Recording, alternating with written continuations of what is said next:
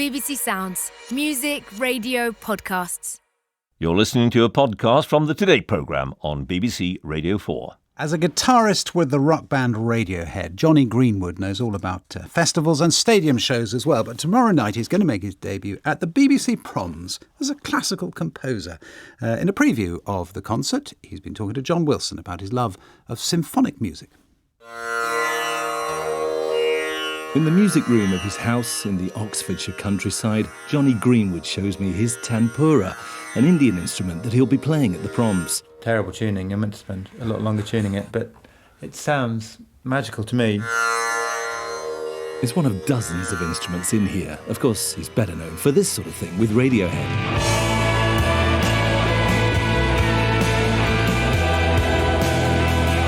And for his dramatic, swooping film scores, including There Will Be Blood, The Master, and last year's Oscar-nominated soundtrack to Phantom Thread.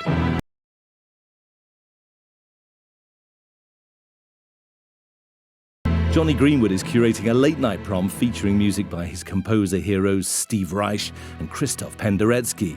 And he's composed an ambitious piece for 68 strings, which will have its world premiere in the Royal Albert Hall. It's horribly self-referential, but I always feel like I'm writing music about the instruments themselves. It's about the violin. I grew up learning the violin, and it's something that is an endlessly fascinating way to make music. There is a huge score here in front of us, handwritten. Yeah, 7 movements, 68 parts, so 400 and, I don't know, some huge number. You've set the bar incredibly high for yourself with this piece, haven't you? I don't think so.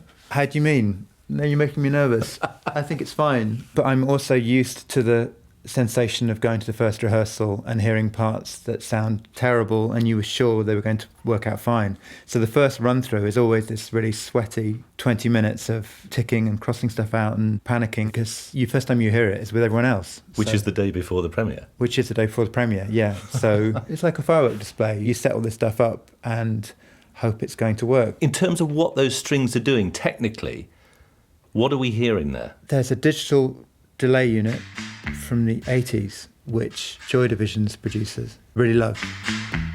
It's responsible for all of those magical textures on Joy Division records.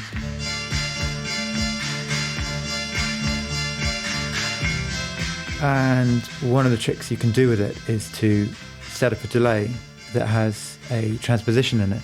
So every time you hear the delayed sound, it's a certain number of semitones lower or higher. So you get this cascading effect. And the whole piece is me copying ideas from different ways of doing artificial reverb. I've got like a 30-second recording from the workshop. I can play you a bit of that.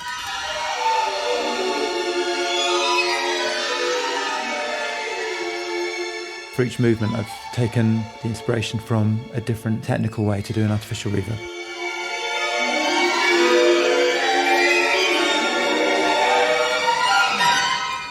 How significant is it that you are playing with the BBC youth ensemble, young musicians? Sometimes I think the only reason I learnt instruments is because as a kid I started playing something and I was impressed with myself.